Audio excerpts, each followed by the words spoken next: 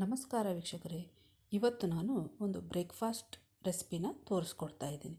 ಅದು ಯಾವುದಪ್ಪ ಅಂದರೆ ಅಕ್ಕಿ ಶಾವಿಗೆ ಉಪ್ಪಿಟ್ಟು. ಇದನ್ನೆಲ್ಲರೂ ಹೋಟೆಲ್ನಲ್ಲಿ ತಿಂದಿರ್ತೀರ. ಅದನ್ನು ಮನೆಯಲ್ಲೇ ಹೇಗೆ ಮಾಡ್ಕೊಳ್ಳೋದು ಅಂತ ನಾನು ತೋರಿಸ್ಕೊಡ್ತಾ ಇದ್ದೀನಿ. ಇದು ತುಂಬ ಮಾಡೋಕ್ಕೂ ಸುಲಭ, ಹಾಗೆ ತಿನ್ನೋಕ್ಕೂ ಕೂಡ ಅಷ್ಟೇ ರುಚಿಯಾಗಿರುತ್ತೆ. ಬನ್ನಿ ಹಾಗಾದರೆ ಇದನ್ನು ಹೇಗೆ ಮಾಡೋದು ಅಂತ ನೋಡ್ಕೊಂಬರೋಣ. ನಮ್ಮ ಚಾನಲನ್ನು ಸಬ್ಸ್ಕ್ರೈಬ್ ಮಾಡಿಲ್ಲ ಅಂದರೆ ಮಾಡೋದನ್ನು ಮಾತ್ರ ಮರಿಬೇಡಿ. ನಿಮ್ಮೆಲ್ಲರಿಗೂ ನಮ್ಮ ಚಾನಲ್ಗೆ ಸುಸ್ವಾಗತ. ಮೊದಲಿಗೆ ನಾನು ಅಕ್ಕಿ ಶಾವಿಗೆನ ಬೇಯಿಸ್ಕೋಬೇಕು. ಅದಕ್ಕೆ ಒಲೆ ಮೇಲೆ ಒಂದು ಪಾತ್ರೆನ ಇಟ್ಬಿಟ್ಟು ಅದಕ್ಕೆ ನಾನು ನೀರನ್ನು ಹಾಕೋತಾ ಇದ್ದೀನಿ. ಈಗ ನೀರನ್ನು ನಾವು ಕಾಯೋಕ್ಕೆ ಬಿಡಬೇಕಾಗತ್ತೆ. ಈಗ ನೀರು ಕಾಯ್ದಿದೆ. ಈಗೇನು ಮಾಡಬೇಕು, ಇದಕ್ಕೆ 1 ಚಮಚದಷ್ಟು ನಾನಿಲ್ಲಿ ಎಣ್ಣೆನ ಹಾಕೋತಾ ಇದ್ದೀನಿ. ಹಾಗೆ ಈಗ ನಾನಿಲ್ಲಿ 2.5 ಕಪ್ನಷ್ಟು ಅಕ್ಕಿ ಶಾವಿಗೆನ ಹಾಕೋತಾ ಇದ್ದೀನಿ. ನೀವು ಯಾವ್ದು ಬೇಕಾದ ಬ್ರ್ಯಾಂಡನ್ನು ಯೂಸ್ ಮಾಡ್ಬೋದು. ಸೊ ನಾನಿಲ್ಲಿ ಟೋಟಲಾಗಿ 2.5 ಕಪ್ನಷ್ಟು ನಾನಿಲ್ಲಿ ಹಾಕ್ತಾಯಿದ್ದೀನಿ. ಮತ್ತು ಇದನ್ನು ಬೇಯಿಸ್ಕೊಳ್ಳೋ ಟೈಮಿಂಗು ಯಾವ ಬ್ರ್ಯಾಂಡ್ ನೀವು ಉಪಯೋಗಿಸ್ತೀರ ಆ ಬ್ರ್ಯಾಂಡೆಡ್ ಪ್ಯಾಕೆಟ್ ಮೇಲೇ ಬರೆದಿರ್ತಾರೆ. ಸೊ ಅಷ್ಟು ಹೊತ್ತು ನೀವು ಇದನ್ನು ಬೇಯಿಸ್ಕೋಬೇಕಾಗತ್ತೆ. ಯಾಕಂದರೆ ಎಲ್ಲ ಬ್ರ್ಯಾಂಡದ್ದು ಡಿಫ್ರೆಂಟ್ ಟೈಮಿಂಗ್ ಇರುತ್ತೆ. ಸೊ ನಾನೀಗ ಹಾಕ್ಕೊಂಡ್ಮೇಲೆ ಚೆನ್ನಾಗಿ ಒಂದು ಸತಿ ಮಿಕ್ಸ್ ಮಾಡ್ಕೊಂಡಿದ್ದೀನಿ. ನಾನಿಲ್ಲಿ 5 ರಿಂದ 6 ನಿಮಿಷ ಅಪ್ರಾಕ್ಸಿಮೇಟಾಗಿ ಇದನ್ನು ನಾನು ಬೇಯಿಸ್ಕೋತಾ ಇದ್ದೀನಿ. ಸೊ ಈಗೇನು ಮಾಡೋಣ, ಬೇಯೋಕ್ಕೇನು ಬಿಡ್ತೀವಲ್ವ, ಸೊ ಮಧ್ಯದಲ್ಲಿ ಈಗ ಒಂದು ಸತ ಕೈ ಆಡಿಸ್ಬೇಕು, ಅಂದರೆ ಇವನ್ನಾಗಿ ಬೇಯುತ್ತೆ. ಈಗ ನಾವು ಚೆಕ್ ಮಾಡೋಣ. 5 ನಿಮಿಷ ಆಗಿದೆ. ಈಗ ನೋಡಿ, ಇಷ್ಟ ಆದರೆ ಇದು ಬೆಂದಾಗೆ. ಸೊ ಈಗ ಬೆಂದಿದೆ. ಈಗೇನು ಮಾಡೋಣ, ಒಂದು ಪಾತ್ರೆನ ಇಟ್ಬಿಟ್ಟು ಅದರ ಮೇಲೆ ಈ ಥರ ಸಾರಂಗೆನ ಇಟ್ಟು ಈಗ ಅದನ್ನು ನಾನಿಲ್ಲಿ ಹಾಕ್ತಾಯಿದ್ದೀನಿ. ಅಂದರೆ ನೀರನ್ನೆಲ್ಲ ನಾನು ಸೋಸ್ಕೋತಾ ಇದ್ದೀನಿ.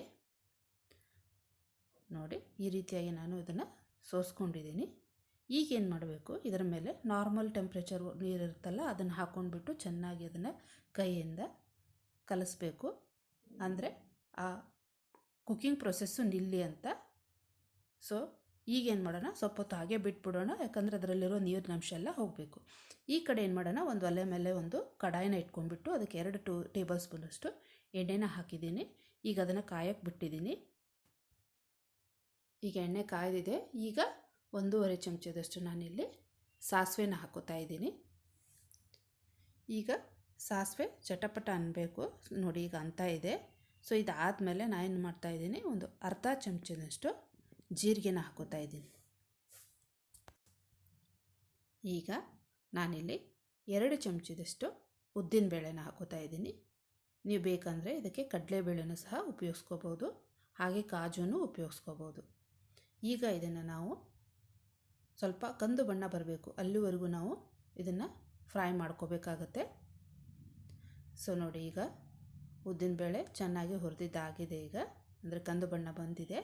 ಈಗೇನು ಮಾಡೋಣ, ಇದಕ್ಕೆ ಸಣ್ಣಗೆ ಹೆಚ್ಚಿರುವಂಥ ಹಸಿರು ಮೆಣಸಿನ್ಕಾಯಿನ ಹಾಕ್ಕೋತಾ ಇದ್ದೀನಿ. ನಾನಿಲ್ಲಿ 3 ಹಸಿರು ಮೆಣಸಿನ್ಕಾಯಿನ ತೊಗೊಂಡಿದ್ದೀನಿ. ಹಾಗೆ ಸ್ವಲ್ಪ ಕರಿಬೇವಿನ ಸೊಪ್ಪನ್ನ ಹಾಕ್ಕೋತಾ ಇದ್ದೀನಿ. ಈಗ ಇದಕ್ಕೆ ನಾನು ಹೆಚ್ಕೊಂಡಿರುವಂಥ ಈರುಳ್ಳಿನ ಹಾಕ್ಕೋತಾ ಇದ್ದೀನಿ, ಒಂದು ಅರ್ಧ ಕಪ್ನಷ್ಟು.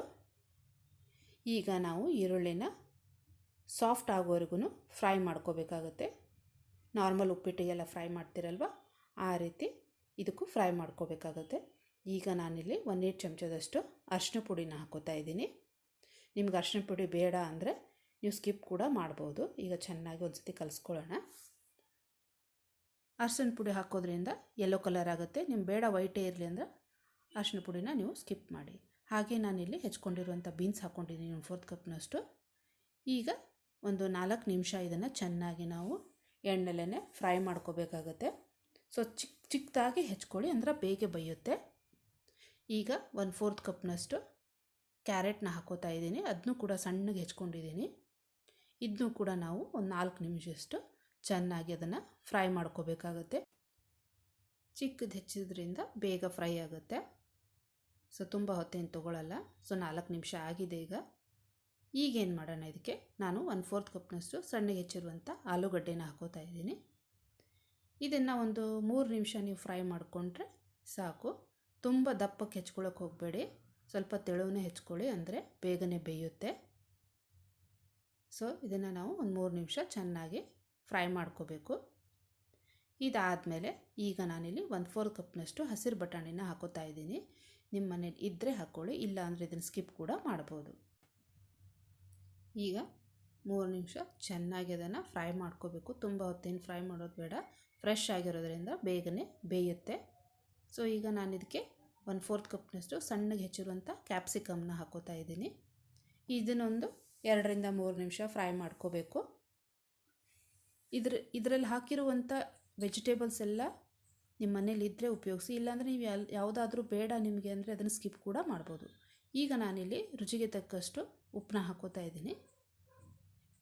ಇವೆಲ್ಲ ಹಾಕೋದ್ರಿಂದ ಟೇಸ್ಟ್ ಚೆನ್ನಾಗಿರುತ್ತೆ. ಹಾಗೆ 1 ಚಮಚದಷ್ಟು ಸಕ್ಕರೆನ ಹಾಕೋತಾ ಇದ್ದೀನಿ. ಈಗ ಇದನ್ನು ನಾವೇನು ಮಾಡಬೇಕು, ಚೆನ್ನಾಗಿ ಕಲಿಸ್ಕೋಬೇಕು. ಹೀಗೆ ವೆಜಿಟೇಬಲ್ಸ್ ಹಾಕಿ ಮಾಡೋದ್ರಿಂದ ಹೆಲ್ದಿಯಾಗಿರುತ್ತೆ ಅಂತ ಅಷ್ಟೇ, ಹಾಗೆ ಟೇಸ್ಟ್ ಕೂಡ ಸಖತ್ತಾಗಿರುತ್ತೆ. ಈಗ ಶಾವಿಗೆ ನೋಡಿ ಎಷ್ಟು ಚೆನ್ನಾಗಿ ಡ್ರೈ ಆಗಿದೆ ಮತ್ತು ಎಷ್ಟು ಉದುರಾಗಿ ಬಂದಿದೆ ಅಂತ. ನೀರಿನ ಅಂಶ ಎಲ್ಲ ಹೋಗಿದೆ. ಸೊ ಈಗೇನು ಮಾಡೋಣ, ನಾವು ಇದಕ್ಕೆ ಕಡಾಯಿಗೆ ಇದನ್ನು ಹಾಕ್ಕೊಳ್ಳೋಣ. ನೋಡಿ ಎಷ್ಟು ಚೆನ್ನಾಗಿ ಬೆಂದಿದೆ ಮತ್ತು ಅಷ್ಟೇ ಚೆನ್ನಾಗಿ ಉದುರಾಗಿ ಕೂಡ ಬಂದಿದೆ. ಸೊ ಇದರ ಕುಕ್ಕಿಂಗ್ ಪ್ರೊಸೆಸ್ಸು ತುಂಬ ಇಂಪಾರ್ಟೆಂಟು. ಅದಕ್ಕೆ ಮುಂಚೆನೇ ಇದನ್ನು ಕುಕ್ ಮಾಡಿ ಸೈಡಲ್ಲಿ ಎತ್ತಿಟ್ಬಿಟ್ರೆ ಅದು ನಾವು ಒಗ್ಗರಣೆ ರೆಡಿ ಮಾಡ್ಕೊಳ್ಳೋಷ್ಟೊತ್ತಿಗೆ ನೀರಿನ ಅಂಶ ಎಲ್ಲ ಹೋಗಿರುತ್ತೆ. ಈಗೇನು ಮಾಡೋಣ, ಚೆನ್ನಾಗಿ ನಾವು ಕಲಿಸ್ಕೋಬೇಕು. ಕಲಿಸ್ತಾ ಅದನ್ನು ಬಿಸಿ ಮಾಡ್ಕೋಬೇಕು. ನೋಡಿ ಈ ರೀತಿಯಾಗಿ ಚೆನ್ನಾಗಿ ಕಲಿಸ್ಕೋಬೇಕು. ನೋಡಿ ಇಷ್ಟು ಕಲಿಸಿದ್ರೂ ಶಾವಿಗೆ ಹಾಗೇ ಇದೆ. ಸೊ ಅದನ್ನು ಬೇಯಿಸ್ಕೊಳ್ಳೋದು ತುಂಬ ಇಂಪಾರ್ಟೆಂಟ್ ಇದರಲ್ಲಿ. ಸೊ ಈಗ ಚೆನ್ನಾಗಿ ನಾನು ಕಲಿಸ್ಕೊಂಡಿದ್ದು ಆಗಿದೆ. ಈಗೇನು ಮಾಡೋಣ, ಇದಕ್ಕೆ ಇಲ್ಲಿ ನಾನು ಒಂದು 2 ಚಮಚದಷ್ಟು ನಿಂಬೆ ರಸನ ಹಾಕೋತಾ ಇದ್ದೀನಿ. ನಿಮಗೆ ಎಷ್ಟು ಬೇಕು ಹುಳಿ ನೋಡಿಕೊಂಡು ಹಾಕ್ಕೊಳ್ಳಿ. ಹಾಗೆ ಸಣ್ಣಗೆ ಹೆಚ್ಚಿರುವಂಥ ಕೊತ್ತಂಬರಿ ಸೊಪ್ಪನ್ನ ಕೂಡ ನಾನಿಲ್ಲಿ ಹಾಕ್ಕೊಂಡಿದ್ದೀನಿ. ಈಗ ಮತ್ತೊಮ್ಮೆ ಅದನ್ನು ಚೆನ್ನಾಗಿ ನಾವು ಕಲಿಸ್ಕೋಬೇಕು. ಸೊ ಕಲಿಸ್ತಾನೆ ಅದು ಬಿಸಿ ಆಗುತ್ತೆ. ಮತ್ತು ಇದನ್ನು ಸಣ್ಣ ಉರಿಯಲ್ಲಿ ನೀವು ಕಲಿಸ್ತಾ ಹೋಗಿ. ನೋಡಿ ಈಗ ರೆಡಿಯಾಗಿದೆ. ಗ್ಯಾಸ್ನ ಆಫ್ ಮಾಡ್ಕೊಳ್ಳೋಣ. ಸೊ ಬಿಸಿಯಾಗಿ ಈ ರೀತಿ ಸರ್ವ್ ಮಾಡಿ ಇದರ ಜೊತೆ ಕಾಫಿನೋ ಟೀನೋ ಕುಡಿತಾ ಇದ್ದರೆ ಎಷ್ಟು ಚೆನ್ನಾಗಿರುತ್ತೆ ಅಲ್ವಾ. ಹಾಗೆ ಇದನ್ನು ಹೋಟೆಲ್ಗೆ ಹೋಗಿ ನೀವು ತಿನ್ನೋ ಬದಲು ಮನೆಯಲ್ಲೇ ಹೆಲ್ದಿಯಾಗಿ ನೀವು ಮಾಡ್ಕೋಬೋದು. ನೋಡಿದ್ರಲ್ವ, ಮನೆಯಲ್ಲೇ ಉದುರಾದ ಅಕ್ಕಿ ಶಾವಿಗೆ ಉಪ್ಪಿಟ್ಟನ್ನ ಹೇಗೆ ಮಾಡ್ಕೊಳ್ಳೋದು ಅಂತ. ಒಮ್ಮೆ ಈ ರೀತಿಯಾಗಿ ನೀವು ಮನೆಯಲ್ಲಿ ಟ್ರೈ ಮಾಡಿ ನೋಡಿ. ನೀವು ಇದನ್ನು ಮತ್ತೆ ಮಾಡ್ತಾನೆ ಇರ್ತೀರ. ಹಾಗೆ ಹೊರಗಡೆ ಹೋಗಿ ತಿನ್ನೋದನ್ನೇ ಮರ್ತು ಬಿಡ್ತೀರ. ಮತ್ತು ಇದು ಚಿಕ್ಕವರಿಂದ ಹಿಡಿದು ದೊಡ್ಡವ್ರವರೆಗೂ ಎಲ್ಲರೂ ತುಂಬ ಇಷ್ಟಪಟ್ಟು ತಿಂತಾರೆ. ಸೊ ಈ ರೆಸಿಪಿ ನಿಮಗೆ ಇಷ್ಟ ಆಗಿದ್ದರೆ ಲೈಕ್ ಮಾಡಿ, ಶೇರ್ ಮಾಡಿ. ಹಾಗೆ ನಮ್ಮ ಚಾನಲನ್ನು ಸಬ್ಸ್ಕ್ರೈಬ್ ಮಾಡೋದನ್ನು ಮಾತ್ರ ಮರಿಬೇಡಿ. ಮುಂದಿನ ಒಂದು ಹೊಸ ರೆಸಿಪಿಯೊಂದಿಗೆ ಮತ್ತೆ ನಾನು ನಿಮ್ಮನ್ನು ಭೇಟಿಯಾಗ್ತೀನಿ. ಧನ್ಯವಾದಗಳು. Thank you for watching.